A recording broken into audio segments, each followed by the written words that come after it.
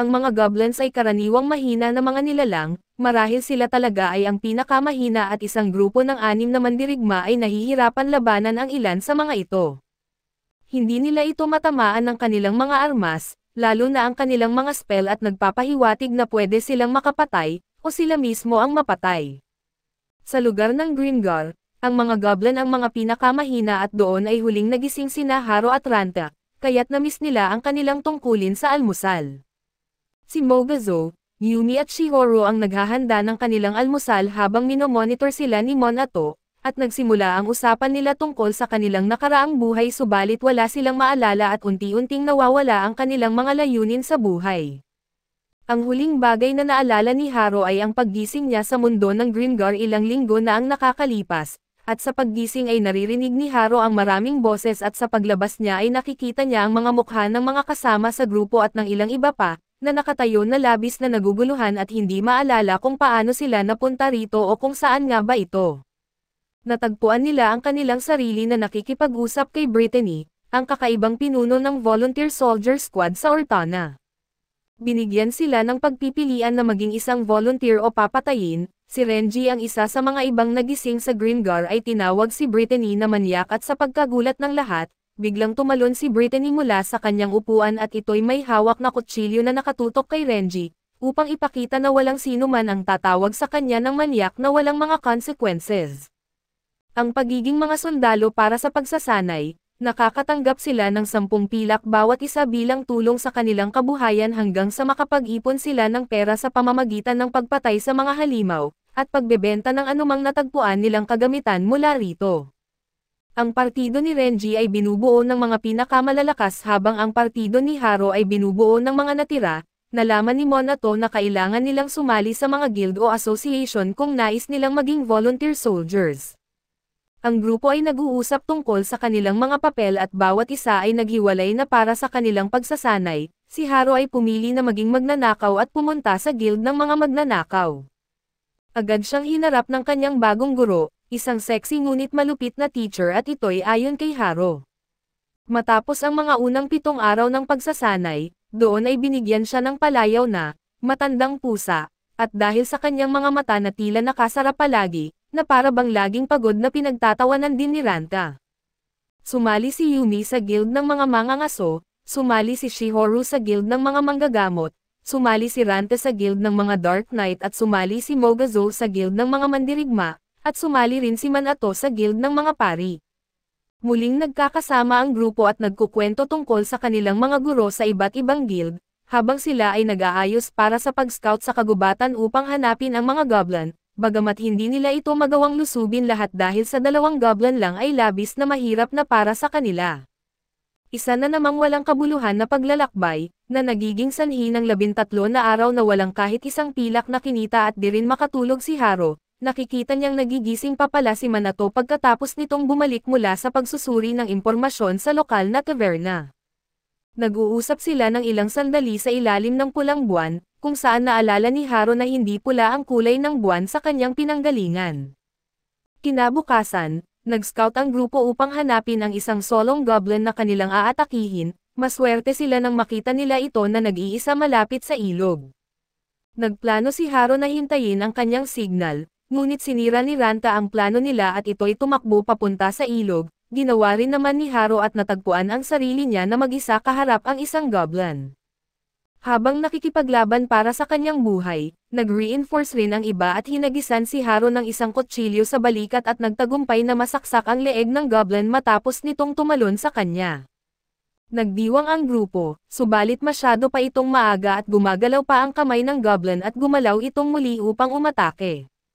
Sinugod ito ni Ranta at paulit-ulit na sinaksak, nagulat ang lahat at ito ang unang pagkakataon na may isa sa kanila na nagkasangkot sa isang pagpatay.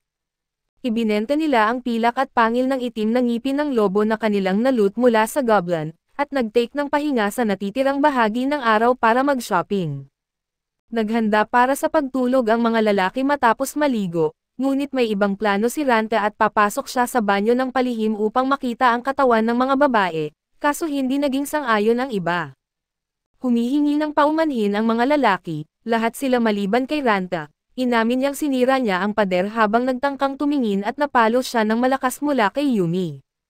Sa isang maulan na araw, ang pangyayari ay nakakabahala at ang tensyon sa pagitan ng mga lalaki at babae ay halata at ang mga sumunod na 3 araw ay mas lalong walang kabuluhan, walang kahit isang pilak na kinita ang grupo. Pumunta sila sa lumang lungsod ng Damuro upang hanapin ang mga goblin at mag-practice ng mga tactics, upang sila ay kayang harapin ng higit sa 1 o 2 kalaban sa isang pagkakataon. Sa wakas ay nakakuha sila ng mga kagamitan at kumita ng pera. Si Haro ay sa wakas ay makakabili na ng bagong underwear, matapos magamit ang mga damit na suot niya noong dumating siya sa Grimgar. Sa gabing iyon, hinihikayat ni Yumi si Shihoro na kausapin ang mga lalaki kahit sa kanyang nakakaibang kahihiyan, habang itinuturing ni Haro si Minato bilang leader ng grupo at kaibigan. Ibinilang muna ni Haro kung gaano na sila katagal sa Grimgar bago siya matulog, at sa kanyang bilang, sila ay nandoon na ng 23 na araw. Nakuha ng grupo ang ilang bagong kasanayan at nais nilang i-practice ito sa ilang mga goblin. Si Yumi naman ay nag-aaral ng close quarter combat bago siya naging magaling sa paggamit ng pana. Ginamit niya ang diagonal cross upang tulungan si Haro na patayin ang isang goblin. Natutunan ni Ranta ang kasanayang angry, binibigkas ang salitang ito tuwing ginagamit ito, pati na rin ang iba pang kasanayan. Gayun din, tuwing ginagamit ni Mogazo ang kanyang bagong kasanayan na Rage Blow at doon ay binibigkas niya ang salitang salamat, tuwing siya ay nakikipag-duel. Natutunan ni Minato ang Smash upang siya ay maging isang frontline ng labanan, ngunit maaari pa rin siya na mag-heal ng grupo at matagumpay ang araw nilang ito, bagaman na-skip ni Minato si Haro habang tinitingnan ang kanilang bawat natatanging lakas na maibibigay sa team. Nag-promise siya na itatanong niya ulit sa kanya mamaya, at kung sakaling magkaroon siya ng pagkakataon, napansin ni Haro ang isang bolt ng crossbow na sumasalamin sa araw habang siya ay naglalakad sa likod ni Minato. Biglang sumugod siya at itinulak si Minato palayo, natamaan siya ng pana sa kanyang kaliwang balikat, at isa pa sa kanyang kaliwang binti. Nabitawan ni Haro ang kanyang itim na blade dagger sa kaguluhan habang inililigtas siya ni Minato at itinago ito upang pagalingin ang kanyang mga sugat. Marami pang mga goblin na dumating subalit ito'y hindi ang mga karaniwang goblin at ang isa ay malaking goblin, may kasamang malaking pamalo, habang ang isa ay payat, asul at mas matangkad kumpara sa anumang goblin na kanilang nakita dati. Nagsimula ang grupo sa kanilang pagtakas, at nakita nilang tila ligtas na silang magpahinga, bumagsak si Minato at may isang palaso sa kanyang likod at ang sugat niya ay malubha, at wala nang natirang magic si Minato. Inalagaan ng grupo ang sugat. Nagmamadaling pumunta sa guild ng mga pari upang hilingin ang tulong ng guro ni Minato, upang iligtas ang kanilang leader at kaibigan. Sumugod sila sa pintuan dala-dala si Minato at nagmakaawa sa pari upang gamutin ito, kaso may isang problema lamang, hindi na nila kayang pagalingin ang isang patay. May sumpa at ipinaliwanag ng guro ng mga pari, na nabubuhay muli ang bangkay pagkatapos ng 3 at 5 araw, at dapat na nila itong i-cremate upang iwasan ang ganitong kapalaran. Tinupad nila ang babala at naglaan ng gastos para sa cremation at lapida bilang pagpupugay sa kanilang kaibigan. Tumayo ang grupo sa harap ng kanilang bagong yumaong kasamahan, nagbibigay pugay hanggang sa magpasya si Ranta na umalis na nagdulot ng isa pang sampal mula kay Yumi. Nagpunta siya sa isang tavern, kung saan natagpuan siya ni Haro at Mogazo. Nag-away ang tatlong ito tungkol sa pagkamatay ni Minato, sino ang may pananagutan at ano ang kanilang gagawin ngayon. Isa sa mga nagising sa Grimgar ang sumali sa kanila, nagtatanong kung nasaan ang kanilang leader at may halong pabebe na pakikiramay, inirerekomenda niyang hanapin ang isang bagong pari na may pangalan na Mary. Sa kanilang unang paglalakbay, si Mary ay sobrang malamig at maikli ang pakikitungo sa iba pang miyembro ng grupo, hindi siya sumasang-ayon sa kanilang estratehiya at tumatanggi siyang mag-heal sa gitna ng labanan. Si Ranta ay palaging nauunang nagagalit sa kanya at ilang beses siyang pinasasakay ni Mary at sa isang tavern, doon ay umiinom at nagrereklamo sina Haro, Ranta at Mogazo tungkol sa huling nadagdag sa kanilang grupo. Pumasok si Renji sa tavern at sa kanilang pagkagulat, lumapit ito sa kanilang mesa at nabalitaan niya ang kamatayan ni Minato at nais nitong magbigay ng pakikiramay, na binubuo ng pagtapon ng isang ginto sa kanilang mesa bago ito lumisan. Sumigaw si Haro habang kinukuha ang pera sa lamesa at habang nakatingin ang buong tao sa tavern sa kanila, tumanggi siyang tanggapin ang pera, inilagay ito sa kamay ni Renji at hindi nais ni Minato na tanggapin ang kanyang awa. Napagpasyahan ni Haro na kausapin ang mga babae at humingi ng paumanhin sa kanila dahil hindi niya sila kinausap tungkol sa bagong miyembro ng grupo. Tanong niya kay Yumi kung nagalit ba ito dahil hindi sila kinonsulta sa desisyon, itinulak siya ni Yumi sa pader at sinabi nitong hindi iyon ang totoong problema. Ayon kay Yumi, sila'y magkakaibigan subalit mukhang ang kakulangan nila sa komunikasyon ay nagsasabi ng kabaligtaran, humihingi ng paumanhin si Haro, at silang dalaway napaiyak sa kanilang sama-samang kalungkutan para kay Minato. Sila'y nagyakapan at napaupo sa sahig. Binuksan ni Shihoro ang bintana ngunit pinaikot niya ito at muling isinara bago niya na-realize na nakita niya sila sa isang posisyon at sa isang maling akala, bagaman siya ay nagsusori ng labis. Sa isang segundo lang, napansin ni Yumi kung bakit sobrang nahihiya si Shihoro, wala namang pakialam si Ranta at tinitiyak niyang may nangyayaring espesyal sa pagitan nina Yumi at Haro, bagamat sinubukan nilang ipaliwanag ito ngunit walang nangyaring pag-unlad. Nagkasundo ang grupo na maging mas magiliw kay Mary at siya ay unti-unting umiinit, ngunit hindi pa rin lubos na mainit ang pakikitungo sa iba, nihil niya si Mogazo pagkatapos ng labanan kaso pinagdadamutan pa rin niyang gamutin ang mga gasgas ni Ranta. Pumunta si Mary sa tavern subalit hindi man lang kinilala ang grupo at sa totoo lang, hindi rin nila ito kinilala at doon ay nakatayo siya mag-isa sa bar, nakita nilang nakikipag-usap siya sa leader ng isa pang grupo. Naisip ni Haro na marahil itinadhana ni Minato na siya ang magiging tagapagmana bilang leader ng grupo, nagsimula siyang makipag-usap sa imahinasyon ni Minato at ang kanyang imahinasyon ay nagtugon sa kanya sa isang kalungkutan. Bilang bagong leader, sinimulan ni Haro na suriin ang estilo ng pakikipaglaban ng grupo, ang kanilang mga lakas at ang mga kagamitan na maaaring kailanganin tulad ng helmet para kay Mogazo. Nagpa siya ang lahat na magbahagi ng gastos para dito nang banggitin ito ni Haro kay Mogazo, hiniling nila kay Mary na sumama sa kanila para sa hapunan, ngunit tinanggihan niya muli bagamat mas magalang na.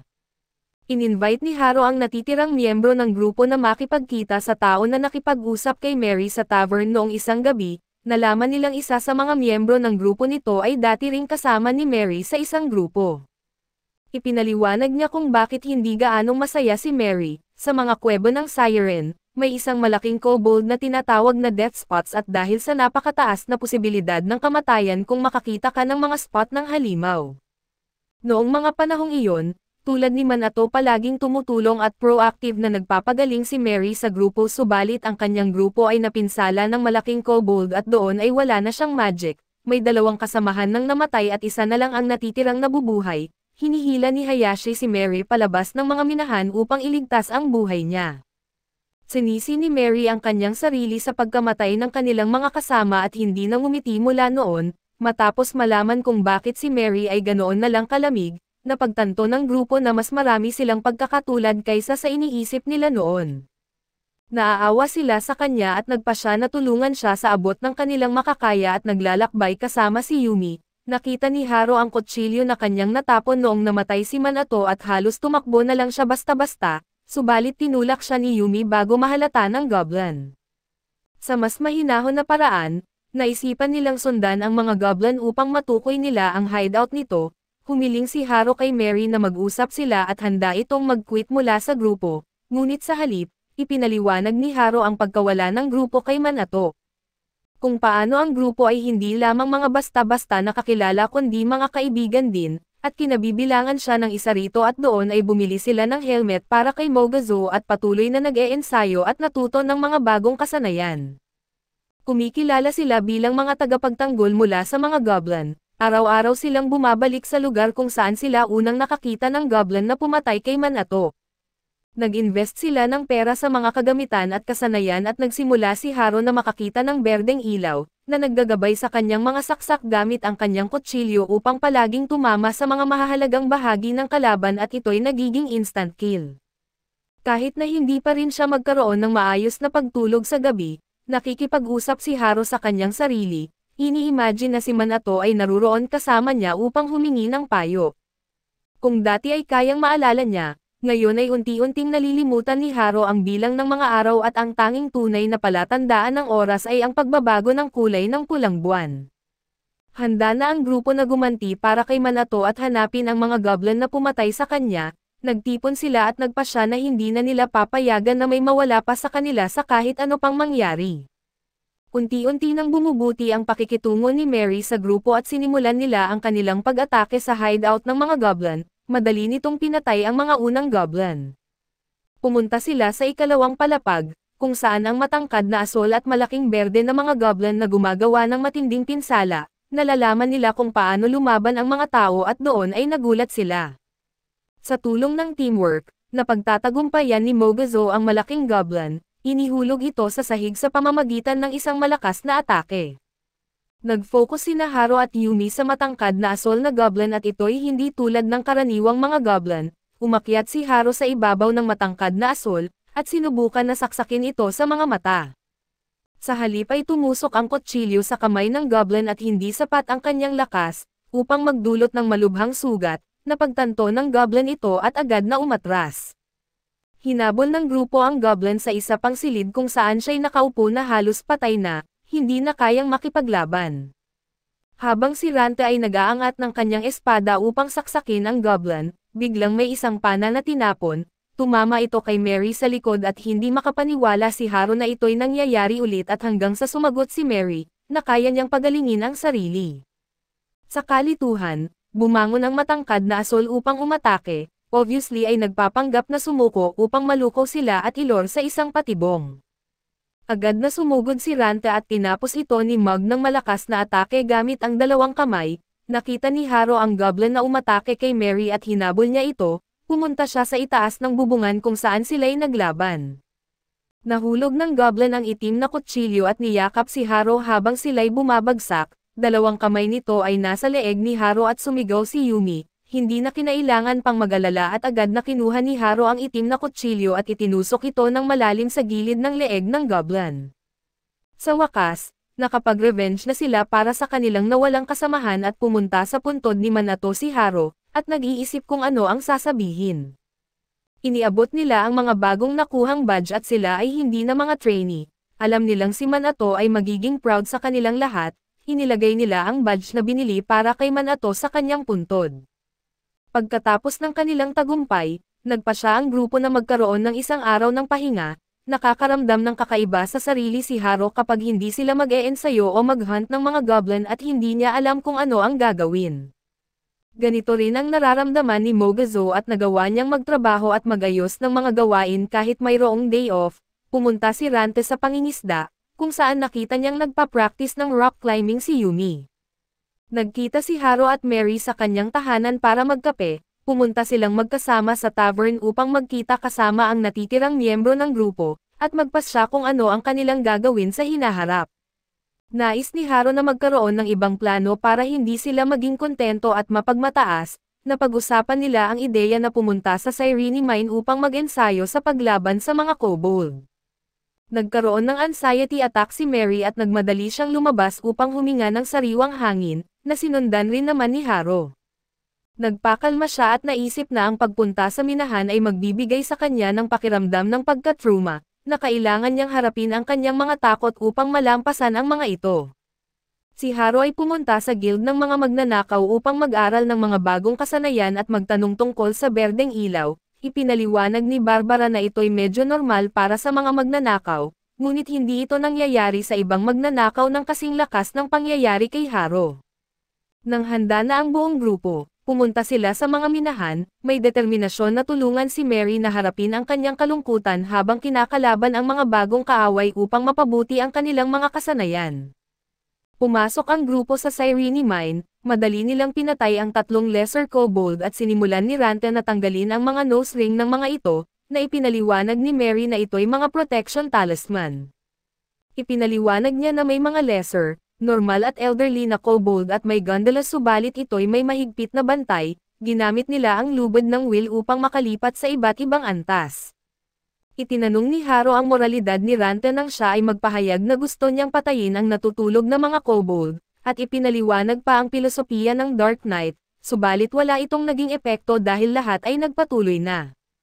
Nabahala si Haro tungkol kay Rante at ang kanyang pag-uugali sa grupo. Sinusubukan nitong maging leader ngunit may mga pag-aalinlangan at nagpasya siyang harapin si Rante upang mas maunawaan ang punto ng pananaw niya, na naging masama ang resulta.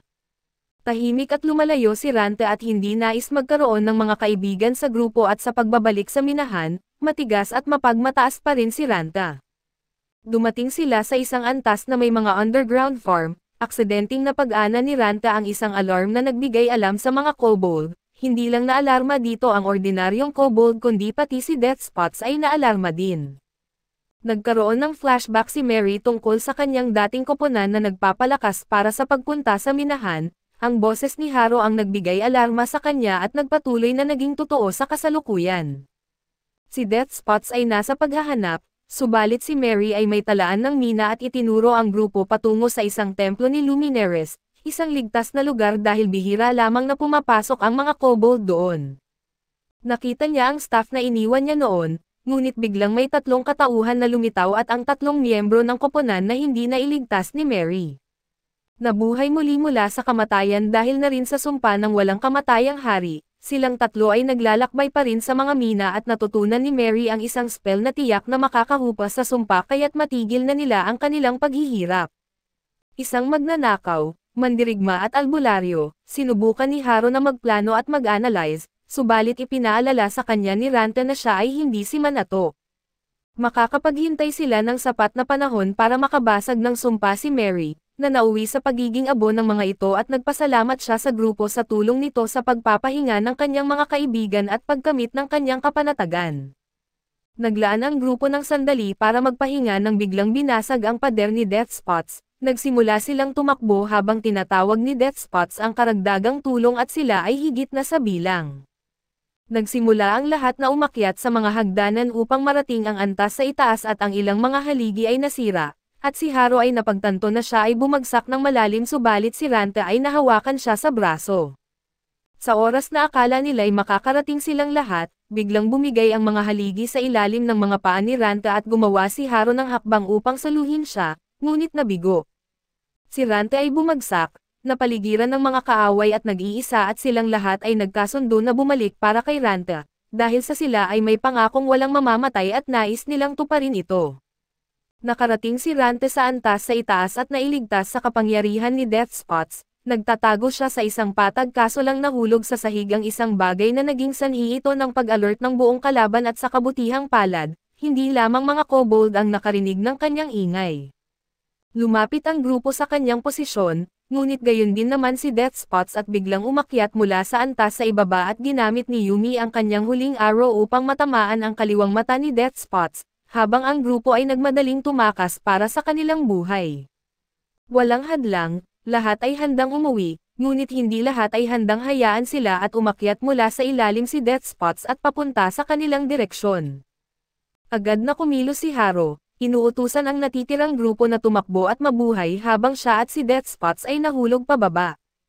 Pagmulat ng mata, nakita niya silang umaalis at ipinakiusap ni Ranta na iligtas nila si Haro. Si Haro at si Death Spots ay nagharap, inihanda na ni Haro ang sarili niya sa pagkamatay ngunit biglang lumitaw ang berdeng liwanag at bumagal ang oras. Isang patnubay na ilaw ang nagturo ng kanyang kutsilyo patungo sa tanging mata ni Death Spots at ito'y naging useless na namata at ang kutsilyo ay tumama at ang malaking nilalang ay bumagsak habang si Haro ay nawalan ng malay. Pagmulat ng mata, nakita ni Haro si Mary at nagtanong kung ito ba ay langit at sa kanyang kaligayahan at ang natitirang grupo ay nasa labas, nagkasayahan at may hawak na malaking supot na mayroong 30 ginto sa sahig, ang gantimpala para sa pagpatay kay Death Spots. Ipinaliwanag nila na dahil siya ang leader, siya ang dapat maghati ng yaman at kahit na nawala ang alaala ni Haro, maaari pa siyang makagawa ng mga bagong alaala, at nagpapasalamat siya sa mga kaibigan na nakilala niya, determinado na maging mas mahusay na leader habang sila'y naglalakbay sa mundo ng Grimgar kasama ang isa't isa. Salamat sa pagtapos hanggang sa huli, mag-subscribe para sa iba pang mga video tulad nito.